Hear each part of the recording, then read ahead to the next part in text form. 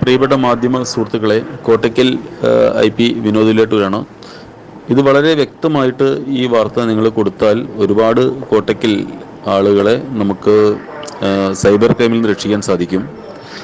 അതായത് നാട്ടിലാരെങ്കിലും മറ്റൊരു സുഹൃത്ത് വിളിക്കും, എന്നിട്ട് പറയും, നിൻ്റെ അക്കൗണ്ട് നമ്പർ ഒന്ന് നോക്കട്ടെ, നിൻ്റെ അക്കൗണ്ടിലേക്ക് ഞാനൊരു 5 ലക്ഷം രൂപ ഇട്ട് തന്നാൽ അത് നീ വിഡ്രോ ചെയ്ത് തന്നാൽ മതി, നിനക്ക് കമ്മീഷനായിട്ട് ഒരു 5000 രൂപ തരാമെന്ന് പറയും. അപ്പം പണിയില്ലാതിരിക്കുമ്പോൾ എല്ലാവരും ശരിയെന്ന് പറയും.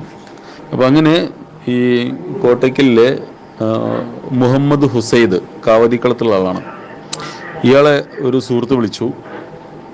സുഹൃത്ത് ആട്ടീരിയുള്ള, അവൻ്റെ പേരെന്താ പറഞ്ഞ, ആട്ടീരിയുള്ള ഖാദർ എന്ന് പറയുന്ന ആൾ വിളിച്ചു പറഞ്ഞു, ഒരു 4 ലക്ഷം രൂപ നിൻ്റെ അക്കൗണ്ടിലേക്ക് വരും, അപ്പം അതെനിക്ക് എടുത്തു തന്നാൽ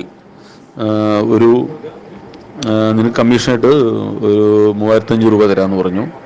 അപ്പോൾ അങ്ങനെ മുഹമ്മദ് ഹുസൈദ് അത് എടുത്തു കൊടുത്തു. ഇപ്പോൾ പെട്ടെന്ന് Tamil Nadu police Erode cyber cell police sub inspector SIC Bharathi Raja, കൂടെ K ഗൗരിശങ്കർ, R പൂവളകൻ, ഭുവനേഷ് കുമാർ, ഈ പോലീസുകാരെല്ലാം കൂടി വന്നു. അവനെ വീട്ടിൽ വെച്ച് പിടികൂടി. അവൻ ബാങ്ക് അക്കൗണ്ടിൽ നിന്ന് ക്യാഷ് എടുത്തതും അത് തിരിച്ച് ഇട്ടുകൊടുത്തതും തിരിച്ച് അത് ചെക്ക് വഴി വിഡ്രോ ചെയ്തിട്ട് ആ ക്യാഷ് മുഴുവൻ എടുത്തിട്ട് തിരിച്ചു കൊടുത്തതുമായിട്ടുള്ള കാര്യം അവനെ പറഞ്ഞ് ബോധ്യപ്പെടുത്തി. അവൻ സമ്മതിച്ചു, ഞാനൊരു കുറ്റവാളിയില്ല, ഞാൻ തെറ്റും ചെയ്തില്ലാണോ, അവൻ കുറേ കരഞ്ഞു നോക്കി. പക്ഷേ എവിഡൻസ് അവന് എഗെയിൻസ്റ്റാണ്. സത്യം പറയുകയാണെങ്കിൽ ഇവനിതിൽ നിരപരാധിയാണ്. അവൻ ആ ക്യാഷ് കൊടുത്തു എന്നേ ഒരു മനുഷ്യത്വ ലെവലിൽ പറയാൻ പറ്റുള്ളൂ. പക്ഷേ ക്രൈം എന്ന ലെവലിൽ ഇവൻ പ്രതി തന്നെയാണ്. കാരണം താൻ അറിയാത്തൊരു ക്യാഷാണല്ലോ അവൻ എടുത്ത് വേറെ കൊടുത്തത്. അപ്പോൾ ഇതേ മോഡസിൽ ഒരുപാട് പേര് കോട്ടയ്ക്കൽ ഓപ്പറേറ്റ് ചെയ്ത് വർക്ക് ചെയ്യുന്നുണ്ട്.